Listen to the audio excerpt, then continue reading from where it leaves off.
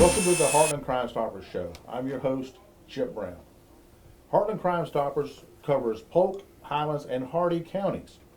Today we're down in Hardy County talking to Sheriff Arnold Lanier of the Hardy County Sheriff's Office. Sheriff Lanier, thank you for letting us come down today. Thank you for being here. We appreciate the opportunity to be here with you. Now, as we were talking before the taping, talking about how you got started, it's always interesting. I always find it interesting how people got their start. And I know that you're from here, from Hardy County, went to college, and Yes, sir. it's just an interesting story of how you ended up in law enforcement, because you had tried a couple other avenues that didn't quite work out. Yes, sir. You always, growing up, always wanted to be in law enforcement. You know, some of your heroes or some of the old TV shows that we used to watch that no one else would even know what they are today. But I always wanted to go into law enforcement. And so when I graduated from high school, went to the state college here in Avon Park, got my associate's degree, and then went to the University of Central Florida, received a bachelor's degree in criminal justice. So I come back out of college, couldn't find a job anywhere. I knew I needed to go to work. I did not get my law enforcement standards at this point. I tried to get a job at Burger King, turned down. Tried to get a job at probation and parole here in Hardy County, and the guy that actually beat me out ended up being there for 30 years and retired. So you wonder how things are going to work out. So then I decided I'd go to law enforcement standard, went back to Avon Park at Criminal Justice Standards and Training. And before I graduated, and back then it was 320 hours, and you had to be sponsored by a law enforcement agency, which Highlands County, that was my plan, was possibly go to Highlands County. So the sheriff in Highlands County at the time, Joe Shepard, sponsored me, and it only cost me $100, paid out of my pocket, 320 hours. So before I graduated, one of the investigators that was an instructor asked me if I needed a job and wanted a job, and I just said, yes, sir. So they hired me over at Sebring Police Department, and I was there for probably about 10, 11 months, and a job came open in Hardy County. The then chief deputy called me and said, there's an opening if you're interested, put your application in. 9 road deputies, one had resigned. So I put my application in, and the rest is history. I obtained the job, started Hardy County Sheriff's Office in January of 1979, and been here ever since. That's really interesting that there were 9 deputies, and you think, well, 9 deputies for day shift or for night shift or evening shift, but that was a total of 9 road deputies that were spread out over 24-hour period. Yes, it wasn't 9 road deputies on the day shift and 9 deputies at night. It was, you had to space that out, and back then, as you probably are well aware of it too, is you were it. Day shift, we had 8-hour shifts back then, 7 to 3, 3 to 11, 11 to 7. And so day shift, you were the only deputy at 7 o'clock until your supervisor come out, scheduled to come out at 1 o'clock. Of course, if you got running behind, you could call your supervisor, but no one wanted to call your supervisor out saying, I'm running behind, I can't keep up. We did not want to do that. So, and we had also the sheriff back then, N.H. Murdoch, we had 19 minutes to get to a call. And in Hardy County, you think it's a small county. Population, back then was about 17,000, and 640 square miles. So you figure you could get to a call within 19 minutes. If you didn't, you had to write an incident report. So we tried to get to, and the majority of the time we would get to the call within 19 minutes because no one wanted to write an incident report. Just like today, No. The deputies don't want to write these reports. It's too much paperwork. We understand that, and I sympathize with the deputies today and law enforcement officers about writing all these complaints and all these reports that they have to do. So, Yeah, you don't think about that. We were talking earlier about even the radios. We were kind of reminiscing that many times we would have to stop at a payphone and have the dispatch call us on the payphone to get Yes. information to them. it's hard for the new law enforcement officers today to realize that. The radio system was bad. You didn't have a walkie-talkie, and if you got out through the outskirts of the county, you would use the payphone. You'd have dispatch. We knew all the payphone numbers. Dispatch would call us and to give us more information, because most of the time you couldn't get out on the radio, or if it's a lot of information that they had to relay to the deputy, then you called on the payphone. And there was no backup. You might have had a state trooper out, but they were shorthanded as well also. So you knew when you went on a call, you were it. There was no backup coming, and you had to make the best of it. You had to do a lot of talking, talk your way out of, calm the situation down, which is what we do today too. You want to calm that situation down. And back then you knew you had to calm it down because it was going to be you or him if you had to start a fight or something to detain him. Yeah, I had one of my FDOs tell me that my most valuable weapon that I had was my mouth. Yes, I agree with that. And depending Yes. on how you use it, you can escalate a situation or you can diffuse a situation. Yes. Certainly when you're there by yourself and knowing it, which it just makes better sense. It's easier than having to fight someone. Right. When you can get them to cooperate willingly. Right. And it's an art, I think, and that's one of the things I'm sure that you look for in your deputies. It is. It is. So it's just very Right. important. We don't want to harm anybody. We're there to solve a crime. We're there to take control of the situation, and we're there to help people. We're the first responders. When we get there, they take it out on us. If they don't take it out on dispatch when somebody calls in, but if we get a call, they take it out on the officer that arrives, their frustrations. So like you said, we have to diffuse the situation as quick as we can today too. We don't want to use force, which we have today. We have the tasers. Back then we had different means of assistance, so to speak. Yes. But we didn't want to use it, and I don't think I ever did use any of that type of, I might have used the mace at one time, but very rarely. I let the mouth do the talking. Yeah, it's just the smarter way to do business and the way that, Right. that law enforcement prefers to do business. Right, and the people appreciate that. I understand I was this, I was that at the time. I was upset, and I took it out on you. I apologize.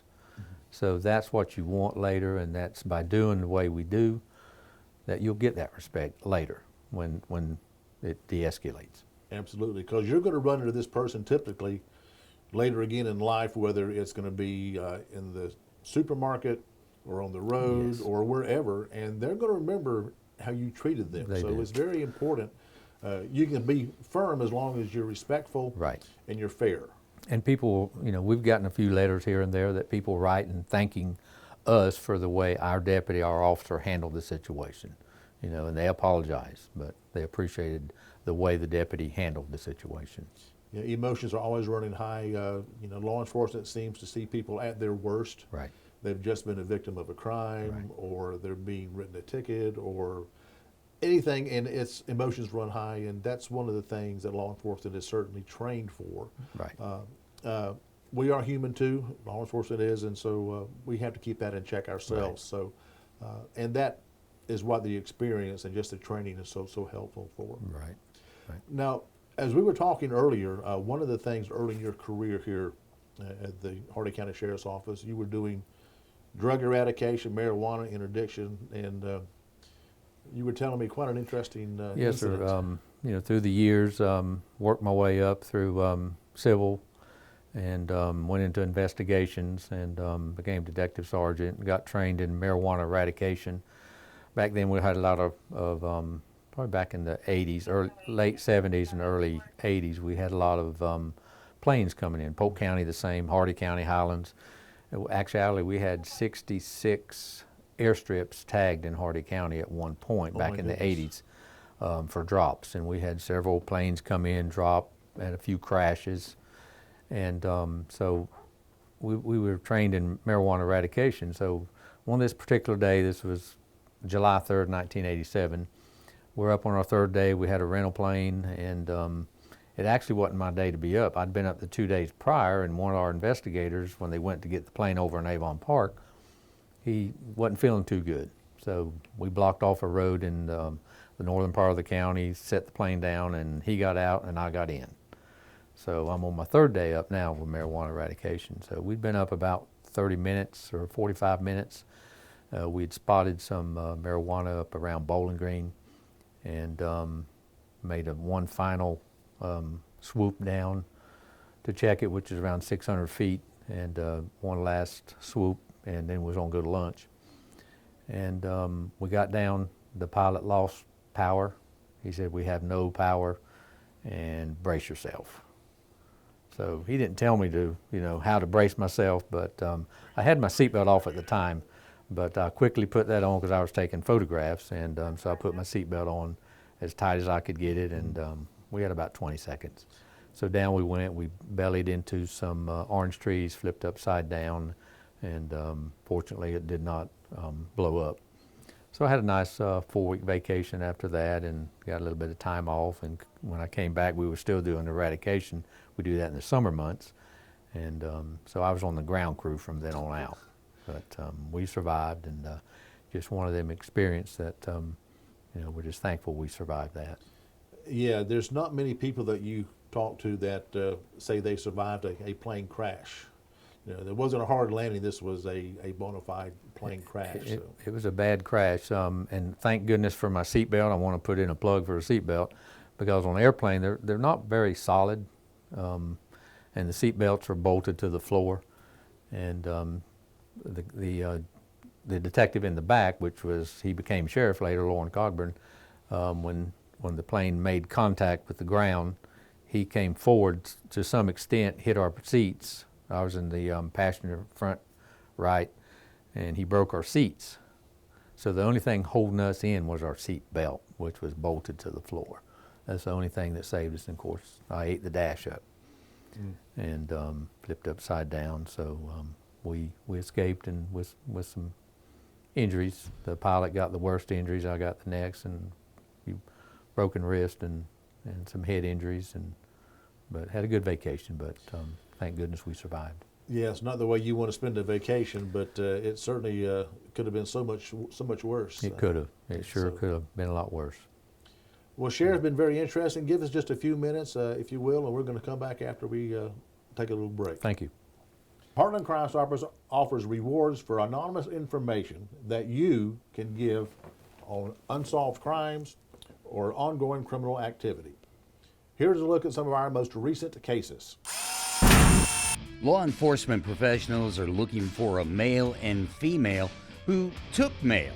On May 24th at about 3:18 a.m., 2 people in this video entered into the U.S. Post Office in Lakeland at 2615 Ellis Avenue.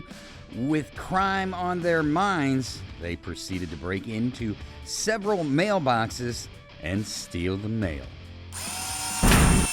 4 suspects are being sought by detectives from the Polk County Sheriff's Office after a robbery occurred at a convenience store in Haines City. Deputies were dispatched to the convenience store in unincorporated Haines City at around 10:12 p.m. on May 25th. As the operator of the store was outside locking the building up for the evening, 3 males approached him and forced him back into the store and demanded money. A 4th suspect remained outside. The suspects were able to get away with cash from the store and fled east on East Henson Avenue in a silver sedan.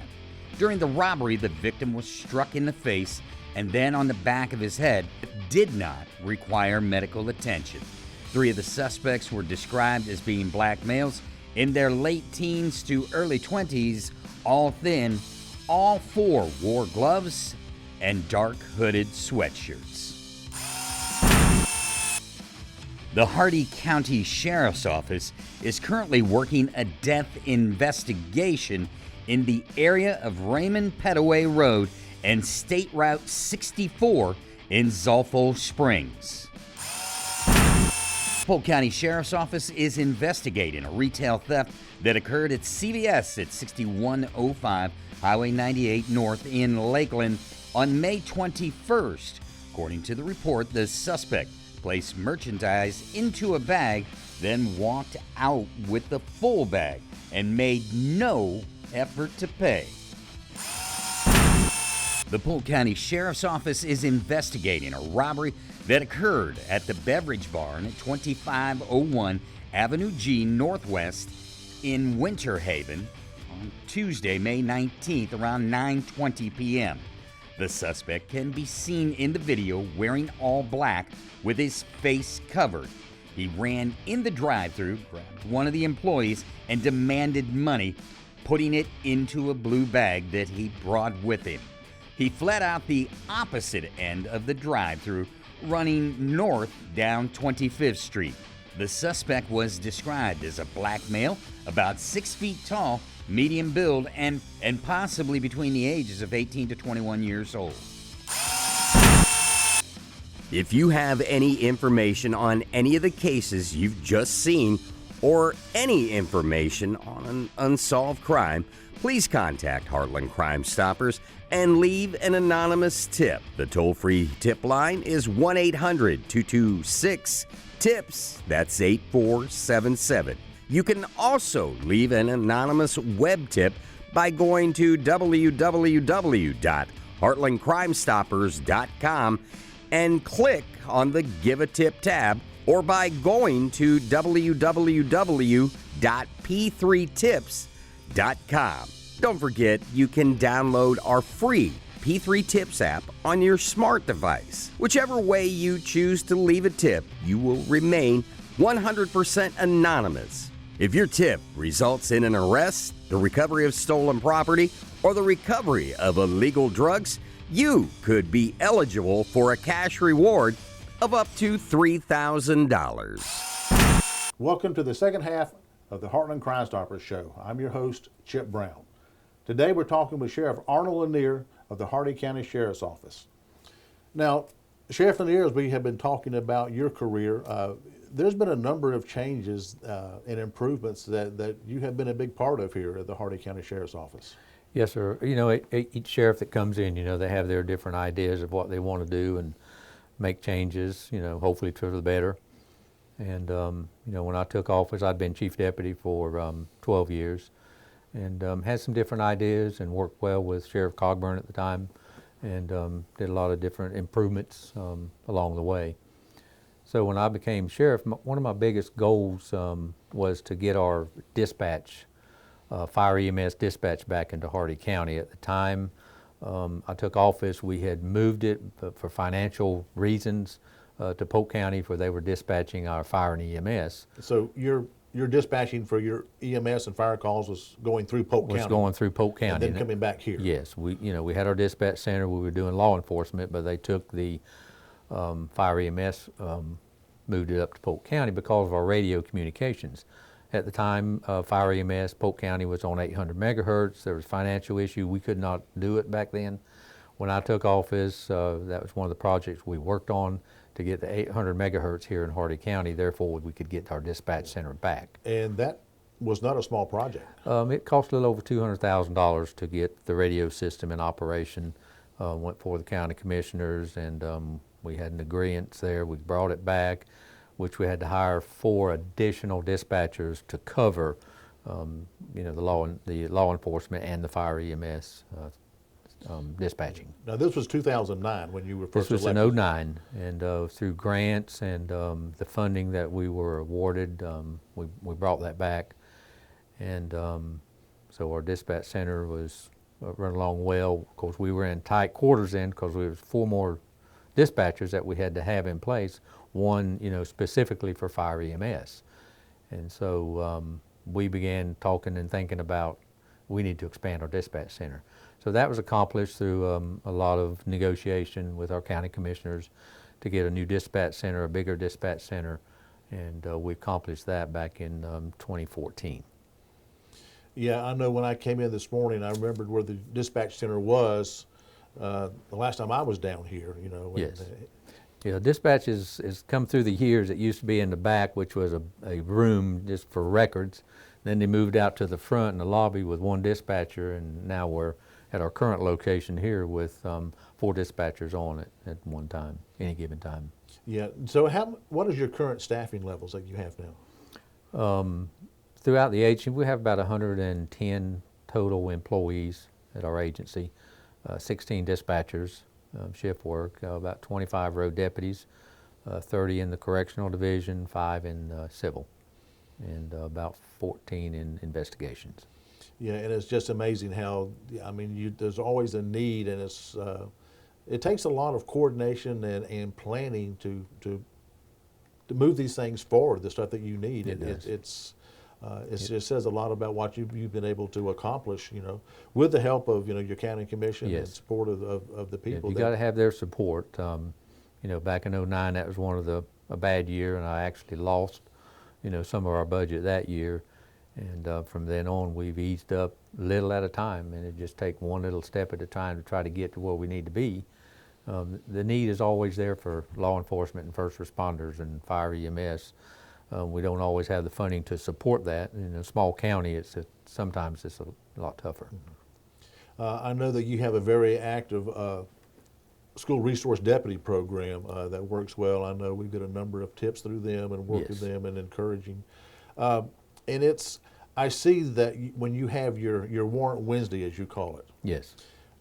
and invariably, I think probably about 8 times out of 10, before I can almost get it onto the Facebook page or see it, I'll see an update that person is in custody. Yes. And it's just amazing that with the social media, how people really do want to help. They do, and our deputies are always looking to get that arrest out. And like you said, before you can get it out on our social media and teletype it to them, they know. They come in every morning and they get the list, and throughout their day, if they have the opportunity and the time, they'll go check and see if this individual's there, or like you said, they'll get a tip. Mm-hmm. And those tips, Crimestoppers has been very informative for us. We've solved a lot of crime with that. And, of course, some people, they don't want the money, they just want to let us know. So we get some that don't even come through Crimestoppers, and we encourage them to call Crimestoppers, to give them, if you want a little extra money, call Crimestoppers and report this so we can get you some money, and encourage them to make these calls and help us, in law enforcement to solve these crimes. Yeah, so many people, like you say, don't mind getting involved, but there are still some people that are afraid of retribution, and Yes. that's one of the tools that Crimestoppers offers, to law enforcement. Yes. Is that they can keep these people that want to give information, to keep them anonymous. Yes. So when they call us, or use the text line to call us, or the website, they're given a number. We don't ask their name, where they live, how they know it. It is literally completely 100% anonymous, and if it ends in an arrest, they're eligible for a reward. And like you said, some people do it for the reward, and some people do it because they want to help their community. Correct. And speaking of our SRO, school resource deputies, we've enhanced that through the years.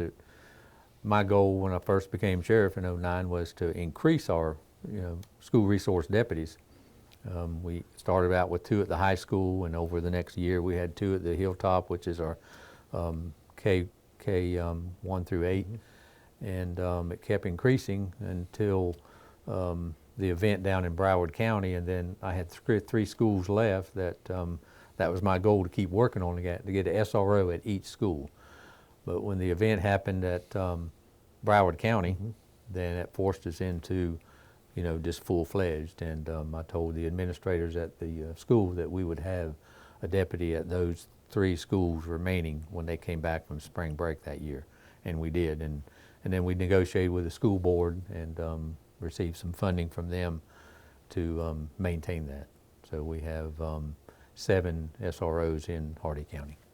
Yeah, and that's something that, back 15, 20 years ago, you probably would hadn't even thought about the need for something like that very much. No, back 15, 20 years ago, we had and actually it was employed by the school board, and we certified the deputy, and so he was an employee of the school board, and so that was all we had. At that point, we did furnish him a car, and just 1 at the high school. So all the other schools are vacant, so to speak, without it. But the time has changed, and the need is there now more so than it was those years ago. Yeah, you just can't sit behind the desk and wait for things to happen. You have to plan ahead, and Correct. It's a big job, and we appreciate It that. is. We appreciate the school resource deputies and what they do. Now, we talked a little bit, this is one of our first shows since people have come out of the self-quarantine and the social distancing for the COVID-19. And you were kind of telling me some of the stats that seem to be going nationwide that you're seeing with the impact of that COVID. Right. The COVID-19 has had a great impact on law enforcement and our community as a whole. In law enforcement, our crime has gone up. Our domestic violence has gone up, attempted suicides or thefts, and it seems like it's increasing more and more recently. Prior to that, we were at all-time low. Our stats were up and good, and our recovery rates were good. And as I think you've seen a lot of the police chiefs and the sheriffs say that we're at a 42-year low. And we were in that same boat. Our crime rate was down, our clearance rates were up, averaging 30 and 40% clearance rates. And they're still remaining at around 32% clearance rate. So I think that's good exceptionally for us, above the state average. But hopefully we'll get back on track here when everything kind of calms down and we kind of get back into different phases, you know, from the instructions of the governor and the CDC, and hopefully it'll all calm down. We're still fighting crime. We're still arresting people. You know, we had to do some changes in the jail. Did a great job over there by distancing, separating the ones coming in to jail from the ones that's been to jail. Fortunately, we have had no cases of COVID in the jail, and that's our goal, is to keep it clean. And they're disinfecting over there more, which to me the jail was clean. The captain did a great job on maintaining all of that prior to COVID anyway. Our population's down, and so hopefully, you know, we won't get any cases of COVID. And of course, deputies have always had their PPE equipment, their personal protection equipment. Yes. But there again, something of this nature, all of a sudden, is not something that you really budgeted for, I'm sure, because no one had the foresight that this pandemic was going to impact, you know, so many areas. And like you said, the deputies still have to go out and investigate crime and make arrests. Yes. And, you know, they don't have the protection a lot of times like the doctors and nurses do to have to put equipment on. I mean, you have to react first. Sometimes it's hands-on right now, immediate, and you don't have time. Yeah. So we're daily at risk, and but we have those protective devices. We red flag, the houses that are COVID, and so we use extra caution if we have to go to any of those residents, on everybody involved. Well, Sheriff Lanier, thank you so much for letting us impose upon you today. We thank you for the work that you've done and for your terms of service. I know that you're getting ready to retire, and just wish you the best of luck. Thank you for all your years of service and for what you've done for Thank you Hardy very County. much. It's been an honor and a privilege for me to serve the citizens of Hardy County, and I know I'm going to miss it. Don't understand, I'm never retired. So after 43 years in law enforcement, it's going to be quite different. But we'll get through this and look back and be able to tell some of these stories that we can sit around and talk about. There's many out there that maybe we'll write a book one day. You never know. But thank you for the opportunity. If you have any information on any unsolved crime or ongoing criminal activity, you can always contact Heartland Crimestoppers and leave an anonymous tip. If that tip results in an arrest, you can be eligible for a cash reward of up to $3,000. You can contact us on the web at www.heartlandcrimestoppers.com, or you can call us at 1-800-226-TIPS. That's 1-800-226-8477. That's going to wrap our show for today. And remember, it's a crime, and you can help make sure that they don't get away with it.